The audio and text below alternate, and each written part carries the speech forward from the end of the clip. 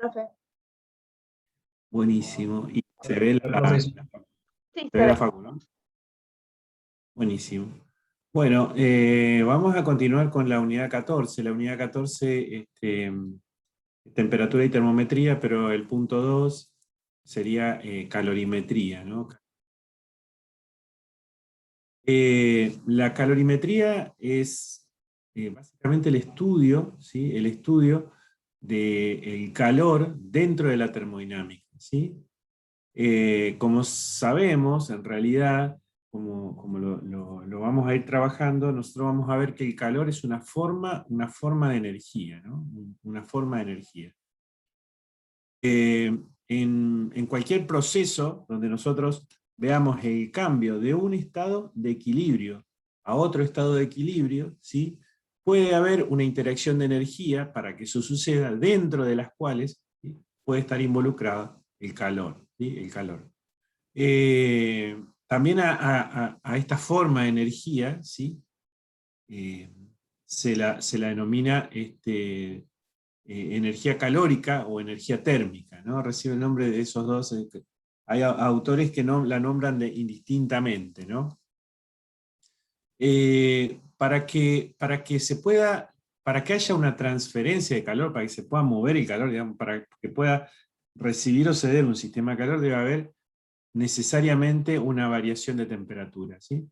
Así como después vamos a ver que cuando tengamos un cambio de potencial, ¿sí?, en la energía eléctrica para que se desplace un electrón, ¿sí?, para que haya energía eléctrica, una variación de un salto térmico, o un gradiente térmico, decimos, una variación de temperatura, hace que haya una variación, ¿sí?, de calor, ¿sí?, una variación, una entrega o una pérdida del mismo, ¿no? Hay muchas formas para encontrar la fórmula que representa esto de la energía calórica, ¿no?, de la energía térmica. Nosotros vamos a trabajar con sistemas pequeños, decimos diferenciales. Cuando hablamos en diferenciales en matemática, decimos que son pequeñas cantidades, infinitamente pequeñas, ¿sí? En esta forma diferencial le asignaremos el valor de diferencial de Q. Vamos a trabajar así, fuese el diferencial de calor, ¿no? Al Q le vamos a asignar, ¿sí?, la letra que representa el calor, ¿no? Y el T mayúscula, ¿sí?, es la temperatura, ¿no? El T mayúscula. Por lo menos en este apunte, ¿sí? Y lo vamos a escribir. Por ahí nos confundimos, ¿sí? T con tiempo, etc. No, al T mayúscula lo llamaremos temperatura. Si nosotros tenemos un sistema entonces que se le entrega una cantidad determinada de calor, que puede ser, pues le estoy entregando energía al sistema, ¿no?, a una sustancia cualquiera, ¿sí? Voy a modificar en forma diferencialmente, ¿no?, suba una cantidad de temperatura, voy a censar de una manera distinta, ¿no? Entonces, si yo le entrego una pequeña cantidad de calor, voy a tener una pequeña modificación de temperatura, ¿no?, a una sustancia. Fíjense que acá hay tres parámetros que intervienen, ¿no?, tres características de este sistema, ¿sí? Calor, temperatura y material, o materia, sustancia. ¿Sí? Entonces, esos tres parámetros yo lo puedo poner que son directamente proporcionales. Cuando más calor le entrego, ¿sí?, más temperatura varía, ¿no? Cuando más calor interactúo, no quiero decir entrego como positivo o negativo, pero interactúo, imagínate, para entender en principio esta fórmula, que le estoy dando calor, ¿no? Entonces la temperatura aumentará, ¿sí?, si yo levanto el calorama de mi habitación. La sustancia que ponele, que es el oxígeno, el aire de tu habitación, ¿sí?, va a hacer que aumente en una relación directamente proporcional. De ahí se construye esta, ¿no? Me queda donde el C representa una constante térmica, así que depende, en este caso, de la sustancia que tenga. En el ejemplo de tu habitación sería el aire, ¿no? Entonces, este C depende, ¿sí?, es una constante térmica, que ahora la vamos a redefinir un poquito más, ¿sí?, pero es como una K, ponele un A, una constante acá, que está haciendo que esta cantidad de energía que ingresa al sistema, ¿sí?, varíe en forma directamente proporcional. Cuando se construye una fórmula en física, se dice directamente proporcional, va al numerador, e inversamente proporcional, va al denominador. Los demás parámetros que intervienen en esta igualdad están expresados ahí, que es lo que dije. Esa C, entonces, esa C es mayúscula, ¿sí? La llamamos capacidad calorífica. La capacidad calorífica es una propiedad intensiva, ¿sí? Una propiedad intensiva del sistema, o en este caso de la sustancia. ¿Intensiva qué significa? Intensiva significa que no depende de la cantidad, ¿sí? No depende de la cantidad. Vale decir, por ejemplo, el color, ¿sí? Puede ser una propiedad intensiva, ¿no? Es decir, yo digo, ese sistema es rojo. Bueno, no me interesa qué tan grande, porque no estoy definiendo, ¿no? Es intensiva, ¿no? Bueno, las más comunes para física es la densidad, el peso específico, porque te dicen una característica, por ejemplo, que me relaciona a la masa, en la unidad de volumen. Es decir, intensiva no depende de la cantidad, de la extensión. ¿Sí? Bueno, y dice que, además de eso, de que es intensiva, ¿no? Indica la inercia del sistema para absorber o ceder calor. Es decir, acordate de la ley de inercia, ¿no? O sea, que inercia era aquello que tendía a quedarse como estaba si no había nadie que lo modificase. Es la tendencia o la resistencia al cambio, ¿no? Inercia, resistencia al cambio, ¿no? La tendencia a quedarse como está, es lo mismo, ¿no? Entonces, una madera que yo anteponga entre una fuente caliente y otra de distinta temperatura, tiene una inercia térmica mucho más grande que si yo antepongo un elemento de aluminio o de chapa, ¿no? Es decir, a eso hace referencia, ¿no? La chapa tiene una inercia térmica mayor, se mueve más rápido, ¿no? Al revés, tiene una inercia térmica menor, por eso se mueve más rápido. Bueno, entonces, ¿quién te determina cómo es cómo o cómo es quién en relación a este salto térmico para absorber o ceder calor? Bueno, esta característica que se llama capacidad calorífica, ¿no? A esta magnitud se la obtiene mediante el cociente entre el calor y la variación de temperatura, ¿no? Ahí está. Esa magnitud, esta característica, ¿sí? Este valor se lo entiende despejando, ¿no es cierto?, esa expresión de la que habíamos planteado anteriormente, ¿no? Las unidades de la capacidad calorífica, ¿sí?, están expresadas en una unidad de energía en el numerador y una unidad de temperatura en el denominador, ¿no? Una unidad de energía en el numerador y una unidad de temperatura en el denominador. Acá hay algunas que hemos visto estos días pasados. Normalmente a la ecuación de calor o de energía térmica está en función de otro parámetro que se llama calor específico, ¿no?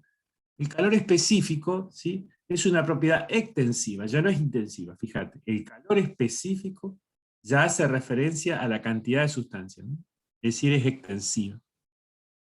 Se lo determina mediante el cociente entre la capacidad calorífica, es decir, lo que acabamos de expresar anteriormente, y la masa del sistema que estamos analizando. Es por ello, ¿sí?, que este parámetro tiene la siguiente fórmula, ¿sí? C, en realidad esa C es la C mayúscula, acá, dividida la masa, y como le decía, esta característica, ¿sí?, tiene, se lo puede expresar de la siguiente manera, ¿no? Si a esta expresión del calor específico, ¿sí?, lo reemplazamos en la ecuación de calor anterior, ¿sí?, fíjate, nosotros decíamos que la ecuación de calor era igual, Q era igual, diferencial de Q era igual a C por diferencial de T, ¿sí? Entonces, el C lo podemos despejar acá, y decimos que el C va a ser igual a M por CE, a M por CE, es decir, a la masa por el calor específico.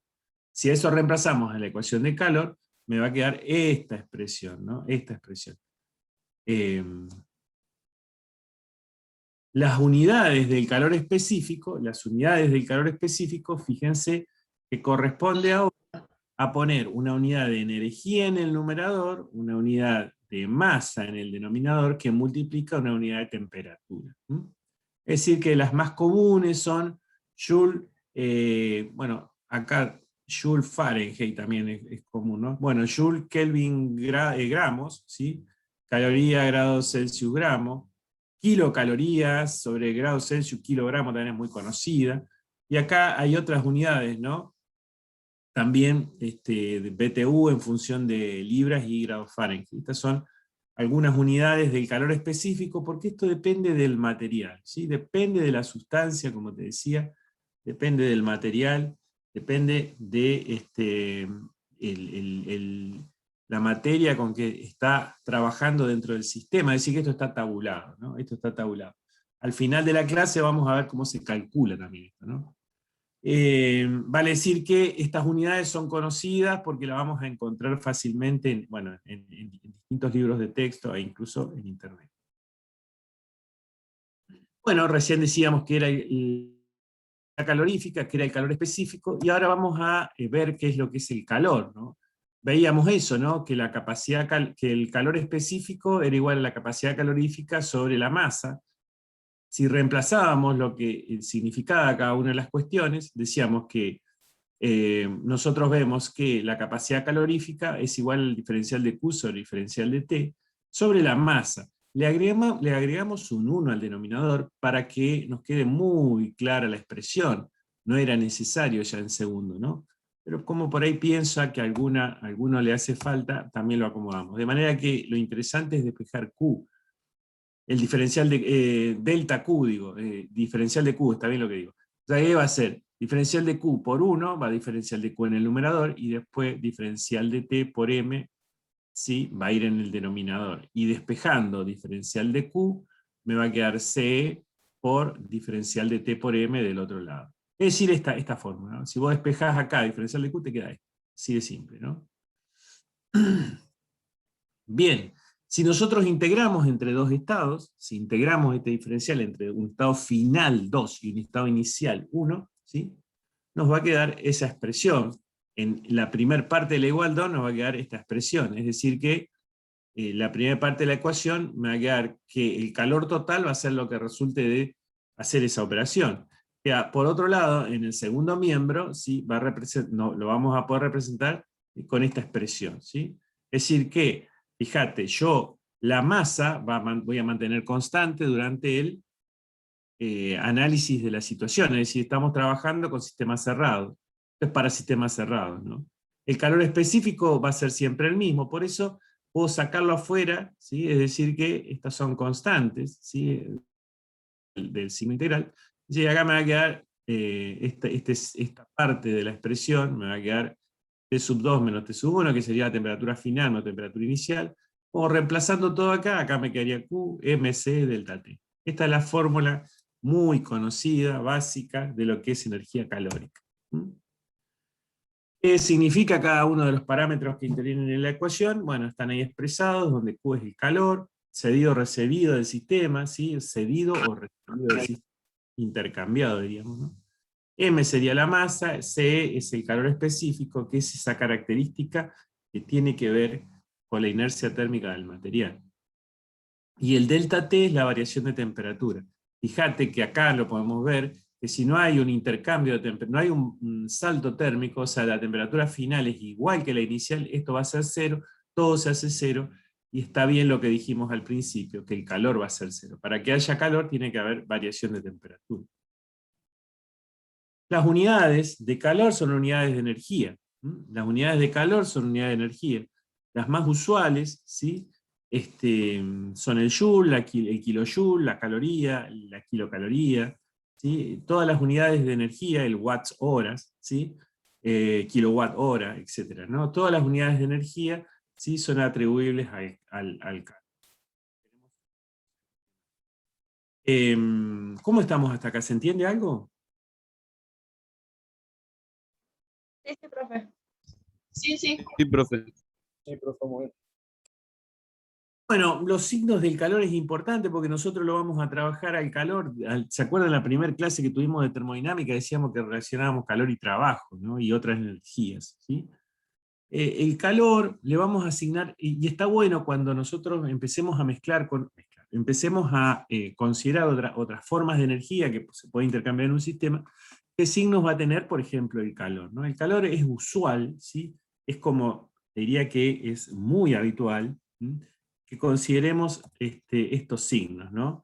En un sistema, si yo recibe calor el sistema, si recibe, como está ahí la flechita, entonces al calor le vamos a asignar el signo más o positivo. En tanto que el sistema cede calor, ¿sí? O pierde calor, le vamos a asignar un signo negativo, ¿no? Eso tenés que más o menos acordártelo, ¿no? Para tener presente cuando tengamos, bueno, ahora enseguida lo vamos a ver, ¿no?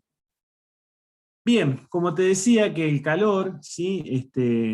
Lo trabajamos en distintas unidades y también lo vemos en función de distintas a los sistemas vemos distintas formas de energía. Uno de las formas de energía más comunes con las que interactúa un sistema en relación al calor, ¿sí? Es la energía mecánica, ¿no? De ahí surge, Joule estudió lo que sería el equivalente del calor. Nosotros lo vamos a, bueno, puse algo de información, ¿sí? eh, para que más o menos tengan algo, pero en realidad está en cualquier libro de texto medianamente serio que estudia esto, ¿no? Lo que Joule en el año 1800 demostró, ¿sí? Ya comprobó, o sea, empíricamente, ¿sí?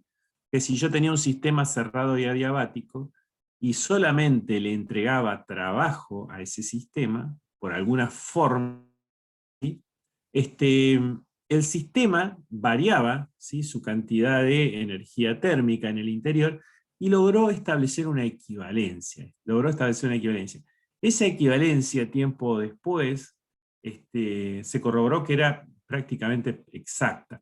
Y cercano bueno, ya en el siglo pasado, al comienzo del siglo pasado, se estableció que esa equivalencia era 4,186 Joule, ¿sí? Era el equivalente a una caloría, ¿no?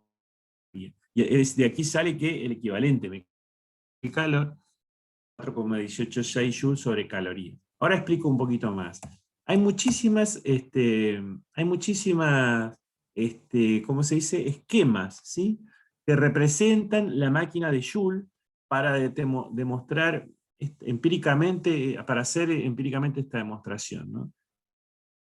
La verdad que en cada libro que veo hay distintos dibujitos, voy a decir cuál habrá sido, no sabemos cuál fue la real, yo al menos no sé, no sé. Pero sí les presento un esquema que es el que didácticamente me sirve más para explicarle el proceso, ¿no? Que sería este, ¿no? Y lo vamos a analizar con detalle, porque si bien es un dibujito, un esquema, le faltan algunas cosas, tiene algunas cuestiones que me parecen interesantes. Bueno, el esquema, ¿sí? Que no sé si así habrá sido la máquina de Joule, pero muy parecido, algo habrá tenido esto, tiene estas características. Primero que tiene unas paredes adiabáticas, ¿sí? Así que en el 1800 no sé de qué lo habrá hecho, pero tiene paredes adiabáticas, ¿sí? Estas paredes adiabáticas impiden entonces un sistema cerrado, como ustedes pueden ver, es un sistema cerrado, e impide rápidamente la pérdida de calor. Digo rápidamente porque a través del tiempo sabemos que va a perder por algunas juntas y demás de fugas que va a tener el hecho real. En el medio, ¿sí? Le colocó unas paletas, ¿sí? Que son paletas móviles. ¿Qué significa esto? Que esto gira. Cuando gira, ¿sí? Esta es una polea, cuando gira, esto agita, estos son agitadores, ¿sí?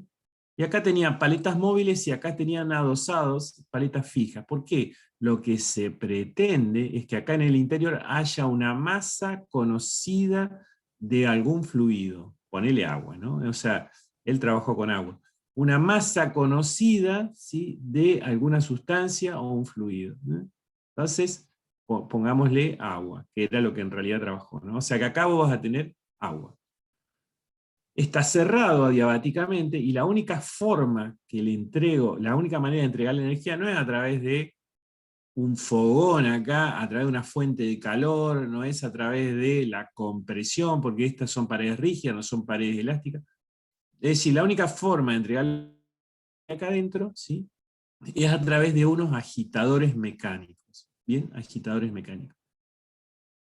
En contacto con el sistema, ¿sí? Había un termómetro. Este termómetro está representando que yo necesito cotejar la cantidad de temperatura que estoy teniendo en un momento determinado de la experiencia, ¿sí? Es decir, al iniciar la experiencia, yo por algún sistema lo lleno de agua, lo tapo, hago el sistema, etc. Le coloco las paredes que funcionan perfectamente. Punto número 1, hago mi primera lectura de temperatura. Luego empiezo a girar esto y para mensurar, para medir la cantidad de energía que le mete, ¿sí? Acá fíjense, está dispuesto más o menos este sistema, ¿no? Es que yo coloco acá, ¿sí? Por ejemplo, un newton, ¿sí? Y lo hago correr un metro, ¿sí? Yo sé que newton por metro es joule, o sea, acá yo le mando, si cada subida, imagínate que esta escala tiene un metro y este peso tiene un newton por un metro es un joule. Entonces cada vez que yo mido acá un joule, le estoy entregando a este sistema, ¿sí? La energía de un joule, ¿sí? Bueno, lo que él demostró que 4 veces hacía eso, 4,186, ¿sí? Y acá, si esto era 1 kilo, aumentaba 1 grado, ¿no? Es decir que él logró ver que la única forma, ¿y por qué aumentaba 1 grado? Si no, como te digo, era diabática las paredes. La única forma de generar energía acá era a través de la mecánica. No sé si se entendió algo, ¿no?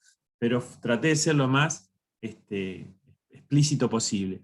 Yo sé que estarás pensando, pero ¿y eso? Bueno, anda. En realidad, los cálculos se corroboraron, ahora se puede corroborar experimentalmente de otra forma y anda perfecto, ¿no? Es decir que nosotros podemos ver que la fricción que hay entre el fluido y los agitadores en este caso hacen que varíe la temperatura, y en el sistema internacional logramos ver, o en el sistema internacional nosotros definimos que 1 kilocaloría, ¿sí?, es lo mismo que 4,186 kilojoules, o 4.186 joules, ¿no? O 1 caloría es 4,186 joules, ¿sí? Saco kilo, me queda 1 caloría igual a 4,186 joules. Esta igualdad es importante porque nosotros vamos a trabajar indistintamente con calor y, perdón, con calorías y con joule, ¿sí?, de manera indistinta. Así que esta está buena que le pegues una captura de pantalla si querés, o copiatela. Pero siempre vamos a trabajar, ¿no? Estos son como datos que lo tenés que tener, porque no te lo vamos a dar habitualmente, porque ya son muy usuales en este tipo de problemas. Definimos qué es la caloría, ¿sí? Como decíamos, ¿se entendió algo de lo que se dijo? Sí, sí, profe. Sí, Genial. La caloría, no tiene más que esto, o sea, por ahí puede ser un poco, pero es así. Bueno, fíjense, la caloría es una unidad de calor, la unidad, ¿sí?, que representa el calor, ¿sí? Nosotros sabemos que en el sistema internacional la unidad de energía es el joule, ¿sí? Pero es muy común, ¿sí?, desde el punto de vista comercial, incluso donde se utiliza mucho, ¿sí?, la unidad de caloría o de kilocaloría. Y para eso es necesario definir a qué hacemos referencia cuando hablamos de caloría. Cuando decimos definir una magnitud es importante. ¿Por qué? Fíjense, cuando hablamos de 1 metro, nosotros decimos que, bueno, hay un metro patrón, bueno, en realidad ahora es una oscilación de onda, ha cambiado. Pero el metro sigue siendo un valor que yo puedo cotejar. El INTI me mensura 1 metro y yo me pongo mi fabriquita de hacer cintas métricas, la cotejo con algún laboratorio certificado y yo sé que lo que estoy vendiendo vale 1 metro. Si yo tengo que hacer balanzas, hago una empresa para hacer balanzas, voy a cotejar con algún laboratorio certificado pesas calibradas y que me certifican que lo que yo estoy haciendo puede pesar o medir determinada cantidad de magnitudes de masas o de peso.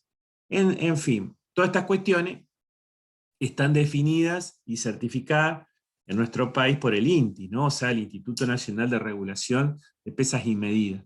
Ahora bien, ¿cómo hago con la caloría? ¿Sí? Porque si yo me pongo a hacer ahora caloramas, por ejemplo, ¿sí?, estufas, ¿sí?, estufas para vender, y quiero venderles, por ejemplo, a los chinos, ¿sí?, mi caloría tiene que valer lo mismo que ella, de la de ellos, ¿sí? Porque si no, estaríamos en grave problema. Y bueno, siempre el tema de la unificación de unidades fue un tema central en el comercio. Bueno, la caloría se ha logrado definir, ¿sí? Se ha logrado definir de la siguiente manera, ¿no? Para decir que yo tengo una caloría, es decir, la energía de una caloría, ¿sí? Es la unidad de energía capaz de elevar 1 grado Celsius o Kelvin, porque ¿se acuerdan que el grado Celsius y el grado Kelvin tiene la misma, el mismo tamaño, diríamos, ¿no? Son centígrados, vamos, ¿sí? Entonces, es la unidad de energía capaz de elevar 1 grado Celsius entre 14,5 y 15,5 grados Celsius, la masa de 1 gramo de agua pura a presión de una atmósfera, ¿sí?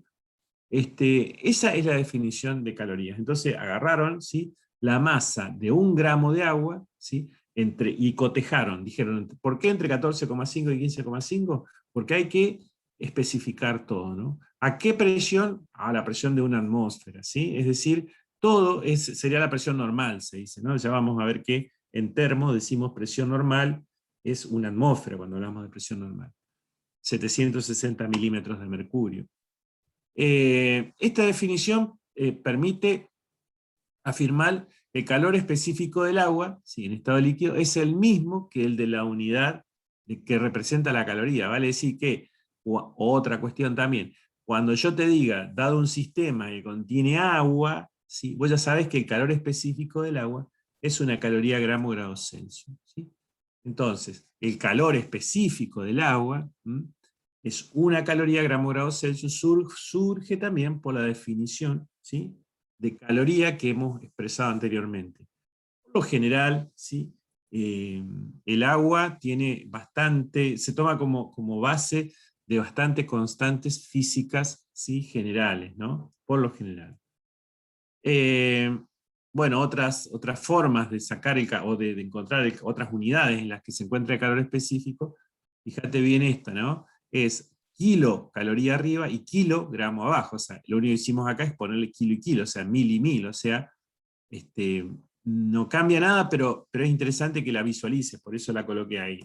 Otra también es expresarla en joule gramo grado Celsius. En realidad, 4,186 es su expresión, ¿no? Era el equivalente mecánico del calor. Pero fíjate, ¿sí?, que acá va a estar en joule gramo grado Celsius, ¿no? Hay muchas, pero bueno, te coloqué esa y después cualquiera de las otras que necesites utilizar, bueno, la convertimos según los cambios de unidades que ya estuvimos viendo. Esto es importante también señalar que el agua, fíjate, entre 14,5 y 15,5 grados a una atmósfera, necesariamente está en estado líquido. El agua, entonces, entre 14,5 y 15,5 necesariamente está en estado líquido. ¿Por qué? Porque si nosotros vemos el calor específico, ¿sí?, del hielo, o sea, de la misma agua, digamos, otra fase en la fase, el calor específico es de 0,5 caloría gramo grado Celsius, 0,55, 0,50, ¿sí? 0,55 caloría gramo grado Celsius. Ahí también hay que ver entre qué, nosotros vamos a tomar entre 0,5 y 0,55 como valores concretos. Pero fíjate que es la mitad, ¿no? Entonces, esto es interesante al momento luego de realizar los problemas, ¿no? Entonces, el calor específico del agua líquida es una caloría gramo grado Celsius, el calor específico del hielo es 0,55, ¿no? El calor específico del agua en estado de gas, o sea, en el vapor, también vamos a ir al 0,5, ¿no? 0,55. Esta característica se da en esta sustancia, ¿sí?, en esta sustancia. En otra sustancia habría que cotejar en tablas, ¿no? Nosotros vamos a intentar, vamos a ver, demostrar alguna de estas empíricamente, o sea, haciendo la experiencia. Y anda, funciona. Vamos a ver si lo podemos hacer. Bueno, ¿cómo estamos hasta ahí? Bien, profe. De 10, profe. Bien, bien, bien. Bueno, vamos que nos vamos. Por ser lunes. Bueno, miren, vamos a trabajar sobre algo que a mí me interesa mucho, que podamos ver bien, ¿sí? Y dimos, por ahí tomamos en la teoría, mírenlo con cariño, que no quede en una mera información. Vallejo me explicó, ¿viste? O sea, me parece que adéntrense también en algunos libros de texto. Para mí el ingeniero tiene que leer algún libro, o sea, por lo menos relacionado, ¿no? O sea, por lo menos un par de hojas que tengan que ver con la unidad de calor, ¿no? Yo ya les recomendé algunos. Bueno, esto tiene que ver más con la práctica, ¿no? O sea, esto tiene que ver más con la práctica. Y lo vamos a terminar la semana que viene. Hoy es lunes, el miércoles, ¿sí? Tenemos clase el miércoles, sí.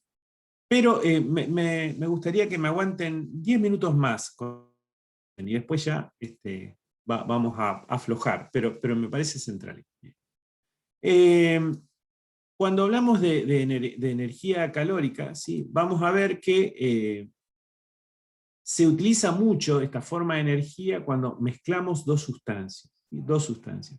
Esas dos sustancias las vamos a representar, por ejemplo, en dos sistemas, ¿no? En un sistema 1, ¿sí? Ese sistema 1 va a quedar determinado como la cantidad de calor que puede disponer acá, ¿sí? Por esta expresión, ¿no? Fíjate, la masa que contiene este sistema, el calor específico que contiene, según el tipo de... Si yo tengo aceite acá, tiene un calor específico. Si yo tengo agua, otro calor específico. Tengo aire, tiene otro calor específico, ¿no? Es decir, calor específico. Si yo tengo acero, tiene otro calor específico, ¿no? Y después la variación de temperatura, ¿no? Es decir, acá fíjate, hay un T sub 0,1, ¿no? Fíjate, los subíndices también son indicativos. También podemos ver que el sistema es diatermano, ¿eh? O sea, un rígido diatermano. Voy a tener un sistema 2, ¿sí? En ese sistema 2 es distinto, tiene otra masa, varía en la masa. Aprecia en el esquema que representa un dibujo un poquito más grande, ¿no? También el subíndice 2 significa que me indica que esto es otro material, otra sustancia, ¿no? Y una temperatura inicial 2, es decir, que esta es la temperatura inicial del sistema, y esta es la temperatura inicial del sistema, pero no son iguales. O sea, los subíndices hay que mirar y prestar atención para advertir qué tipo de temperatura haciendo, o qué tipo de parámetros estoy viendo, ¿no? M1 es una masa, M2 es otra masa, ¿no? La fórmula que representa en este caso, ¿sí? Dejate la F, te la dejo como incógnita un ratito, pero todo lo demás lo podemos ver, ¿no? Acá le faltaría un 0, T02, acá le faltaría un T0, T01, todo lo demás está indicado ahí, ¿no? Yo junto estos sistemas, ¿sí? Y los pongo adiabáticamente, a mezclarse entre sí, lo que hice es sumé la masa 1 más la masa 2, por eso esto, que tenía como este color más oscuro y este más claro, está representado esquemáticamente, que hay un color que no es ni este, que sé yo, quedó mezclado, ¿sí? ¿Puedo decir que las masas son la suma de las dos masas? Sí. El calor específico quedó adulterado, pero acá mezclado, si querés, molécula por molécula. Temperatura de equilibrio final, que esa era esta. Fíjate que en ambas fórmulas se repite la misma ecuación. Esto sucede cuando hay un intercambio de calor entre ambos sistemas. ¿Pero qué pasó? El que estaba a mayor temperatura, no el que era más grande, el que estaba a menor temperatura, le entregó calor al que estaba a menor temperatura. ¿Cuál es el que estaba a temperatura de estos dos? No lo sé, pero sí sabemos que sucedió eso. ¿Sí? Sí sabemos que sucedió eso. Entonces, vamos a decir, por ejemplo, que el calor 1, que del sistema 1, ¿sí? Entregó calor, por eso es positivo de los signos, ¿sí? Y que el sistema 2, por ejemplo vamos a suponer que recibió la energía. Vale decir que en este caso, toda la energía que le quitaron a uno la recibió el otro y no se disipó para afuera. ¿Por qué? Porque en el ejemplo que estamos analizando, las paredes son adiabáticas. ¿Sí? Las paredes son adiabáticas. De esta forma vamos a decir que Q1 es igual a menos Q2. ¿Sí? Es importantísimo este signo menos. ¿Sí? O sea, el calor cedido por uno, cedido por el otro. Uno va a ser positivo, otro va a ser negativo, ¿no? Luego de cierto tiempo, decimos acá, ¿no? La sustancia adquiere un nuevo equilibrio térmico TF, ¿sí? Y va a ser común a ambos sistemas. Esa temperatura final es común a ambos sistemas. Un poquito una explicación esquemática, ¿sí? Y con alguna ahí, que me permite expresar y contar cómo viene la mano con esto, ¿no? De las mezclas de sustancias. Ahora vamos a hacer un poquito un análisis desde el punto de vista analítico, es decir, metiéndole un poco más duro la forma. Si pensamos entonces en el proceso matemático de lo que acabamos de ver, ¿sí? En el sistema 1 vamos a tener, como veíamos recién, M1, calor específico 1, temperatura final y temperatura inicial 1. En tanto que en el sistema 2 vamos a tener lo mismo, ¿sí? Sub 2, y como veíamos en las fórmulas al lado de los sistemas, lo único que se repite acá son las TF. Lo único que se repite son las TF. Con el intercambio de energía, ¿sí? Vamos a ver que, fíjate, acá no, por eso yo te decía, presuponemos que uno recibe y otro cede, y el primero es el que cede y el segundo es el que recibe, por eso le metimos negativo al segundo. Pero en realidad, yo paso este Q sub 2 per miembro, me va a quedar 0 de este lado y me va a quedar la suma de este lado. ¿Te das cuenta? Si yo lo paso para allá, que matemáticamente lo puedo expresar. De esta forma yo digo que la suma de los calores va a ser 0, porque no sale nada para afuera. Eso es lo que te está costando esta fórmula, ¿sí? La suma de los calores que se da acá sale para afuera, o sea, va a ser 0. Eso es lo que representa, entonces, y no te preocupa quién cede y quién recibe, esta expresión, ¿sí? Entonces, fíjate que esta expresión permite, entonces, tener no solamente dos, como dice acá, sino muchas sustancias que se estén mezclando. Vos podés tener, por ejemplo, un sistema donde vas mezclando distinta cantidad de sustancias de distinta naturaleza, distinta temperatura, distinta masa, ¿sí? Y aplicar esta fórmula, Q1 más Q2 más Q3 más Q sub n igual 0. Y después le empezás a poner los valores a cada una, ¿no? Si nosotros colocamos las Q1 más Q2 igual 0, de ahí despejamos Q1 igual a menos Q2. ¿Sí? Es decir que llegar a esta expresión, que la dijimos anteriormente, para decir que el calor cedido por uno era igual al recibido por otro, surge si querés sin pensarlo. A mí me gusta que lo piense y lo analice, ¿no? Pero si está un poco cansado, decís, le mando suma todo y después despejo la que me hace falta. Y te da igual.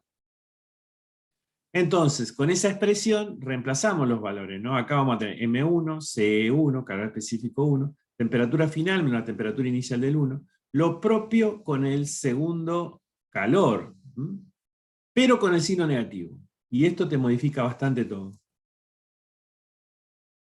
Si en los sistemas, en este tipo de situaciones, lo que se pretende calcular es la temperatura final. De hecho, cuando vos haces esto para temperar la temperatura del agua para tu mate, ¿sí? Vos lo que querés llegar es al 92 grados. Entonces se te hirvió el agua, le eché agua fría, y quedaste con la temperatura final indicada para saborear tus mates. Entonces, lo interesante acá es descubrir cuál fue la temperatura final. Por ejemplo, también podemos saber cuánta agua hay que echarle, también hay que saber cuánta agua está hervida. Hay muchas cosas. Acá no podemos hacer un dulce y poder pedir cualquiera de los parámetros que necesitemos sacar. Pero si querés sacar la temperatura final, lo único que hay que hacerla, ¿sí?, es despejar. Entonces, acá yo la expresé en rojo como para poder visualizarla mejor, ¿sí? Y fíjate que lo único que tendré que hacer es trabajar matemáticamente. Y acá te quiero vamos a recomendar algunas cosas, ¿no? Vos podés despejar como quieras. A mí me parece que la forma más segura es hacer un distributivo, ¿no? Un distributivo. Todo lo negro es, generalmente son datos, si es que son, ¿sí? Como te decía recién. Hay problemas que no, pero bueno. Distributiva, de manera que te queda algo así. Trabaja un ratito más, pero estás seguro. Entonces, recomendación para la práctica, que lo vamos a ver la próxima clase. Todos los términos que no están en rojo, que no tienen nada rojo, van a pasar para un lado, y los que estén con algún TF, o sea que esté rojo, va a quedar para el otro lado, ¿no? Es decir que agrupo, ¿no? Primer miembro, por ejemplo, dejaré este término, y este acá, negativo, pasa positivo para el otro lado. ¿Sí? ¿Qué es lo que hice ahí, no? Entonces ahora, lo más sencillo es sacar factor común T sub F y pasar dividiendo el factor por el que está multiplicando el factor común.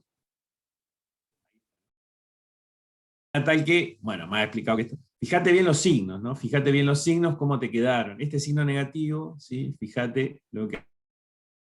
Bueno, en definitiva, el cálculo de la temperatura final corresponde a esta expresión que es característica de las mezclas. Si tendría, como te digo, muchas mezclas, acá haría la masa de 1 por el calor específico 1 por la temperatura inicial de 2, más la masa de 2 por el calor específico 2, temperatura inicial de 2, más la masa de 3, ¿verdad? O sea, cada una, y acá abajo va a ir el producto entre la masa del sistema 1 por el calor específico 1 más lo propio del sistema 2, ¿sí? Solamente, por ejemplo, que tenga la misma sustancia, es decir, estaba, como decíamos recién, ¿no? Se hirvió el agua, le agregas más agua, ya sabes que el calor específico es el mismo.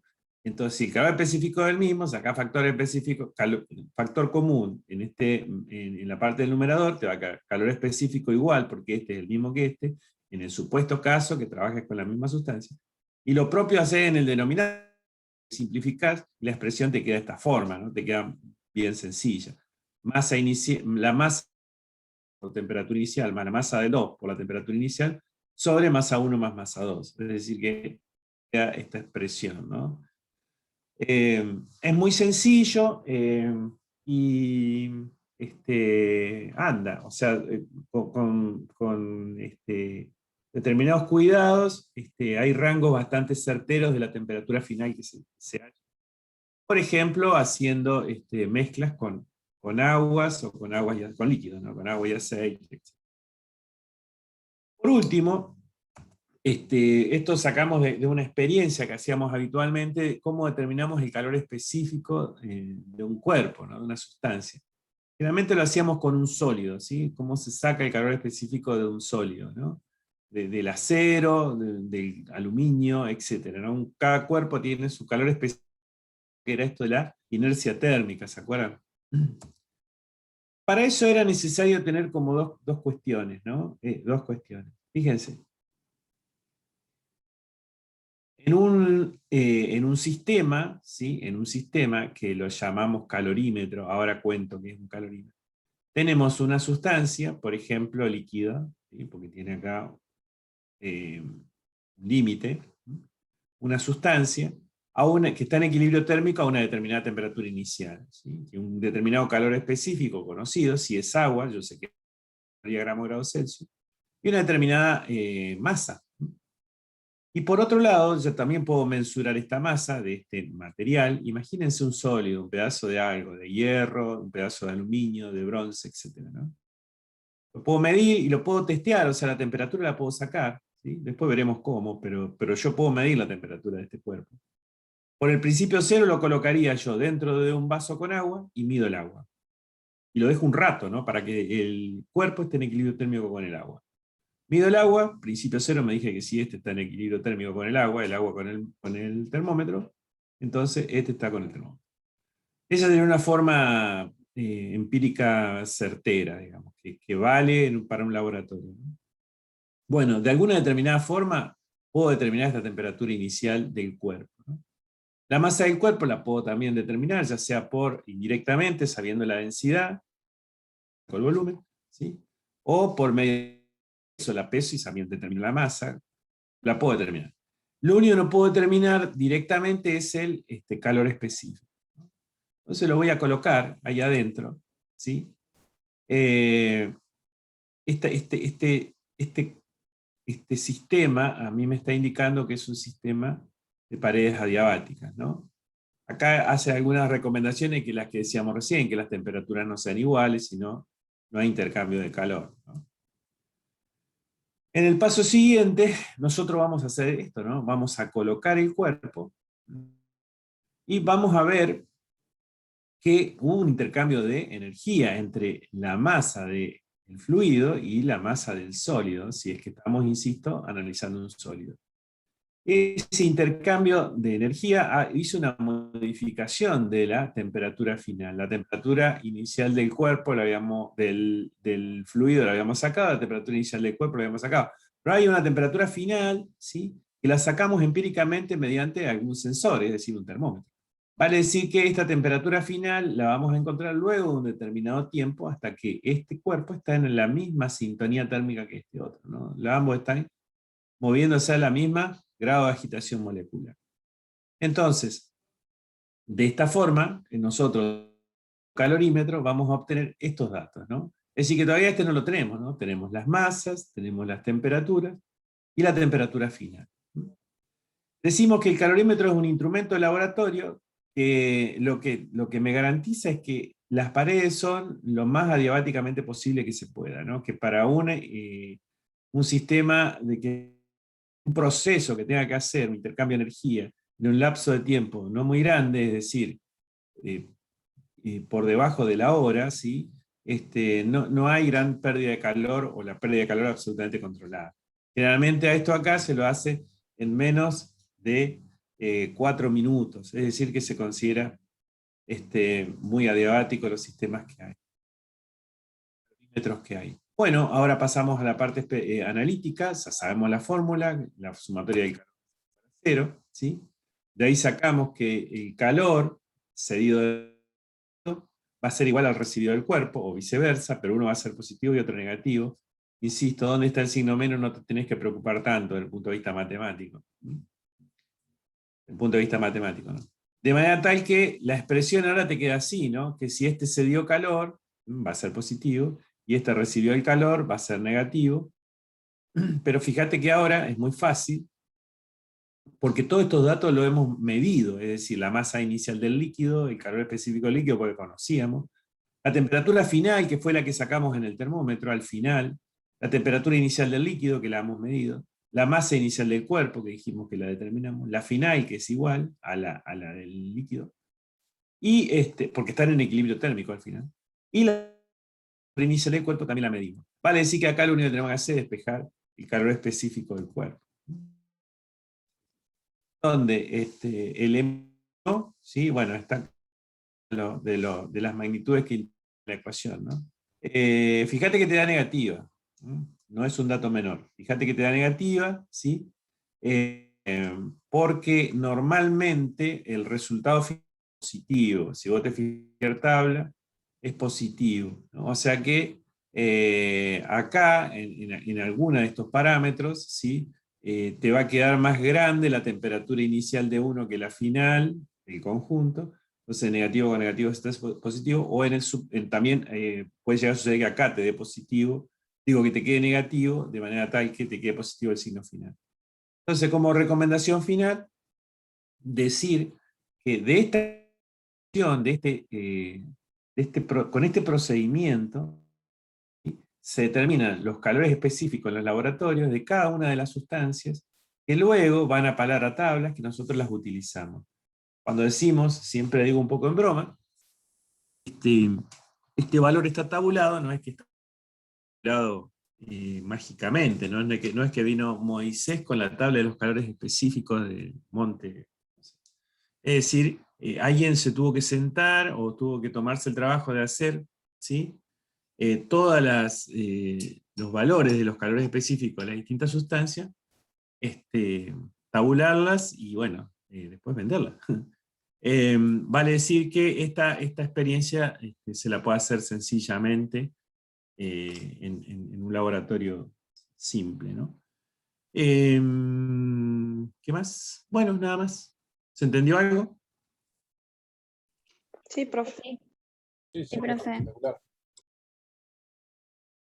Bueno, nos estamos viendo el miércoles, si Dios quiere, y el miércoles vamos a hacer la guía de calorimetría, para lo cual, bueno, le voy a ir mandando los resultados a ver si al final de la otra semana recambio los resultados, le pongo los resultados, pero trabajando casi junto con ustedes porque prefiero ir, miren, no les quiero prometer, pero por ahí hacemos una experiencia a Zoom abierto, a ver si, de mezcla, ¿sí? A ver si me da, a ver si me da y lo podemos corroborar juntos, que sería una linda manera de trabajar, bueno, aunque sea así, ¿no? Mira, somos 29, o sea que cada vez menos soldados hay, así que por ahí nos podemos agrupar, acomodar y que esto salga.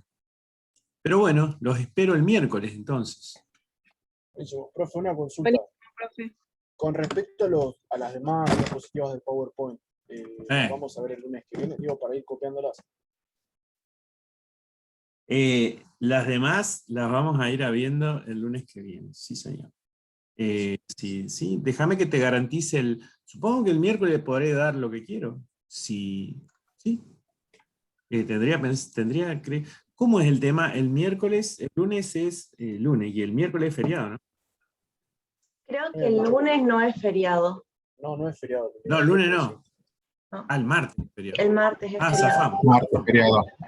Sí, genial. Bueno, listo, no, entonces no hay problema. Así que... Una fecha con el profesor No. de cátedra, de parcial, No, por ahí no, eso organizando te un la debo, poco, Gustavo, te la debo. Que no son problemas que no tomamos, o sea, tomamos lo que damos, o sea, nunca hemos tomado algo que no dimos, ¿sí? Así que estudien y cualquier cosa, saben, consulten, si sabemos, explicamos, si no, bueno, buscamos, estudiaremos juntos, pero trataremos de... Si yo no sé, le pregunto a Duarte, o sea, no se dejen estar, ¿vieron? Así que... No, claro, es por un tema de organización del trabajo, Sí. nada más. Sí, Está bien. de mi trabajo, sí, por eso, para ir pidiendo bien. las fechas de examen, sí. Está bien. Por eso le hacía la consulta, ¿no? Sí. No sabría cómo decirte, Gustavo. Pero ni bien la sepamos, te la transmitimos, sí. Bueno. Buena semana, nos vemos el miércoles, que Dios me la bendiga.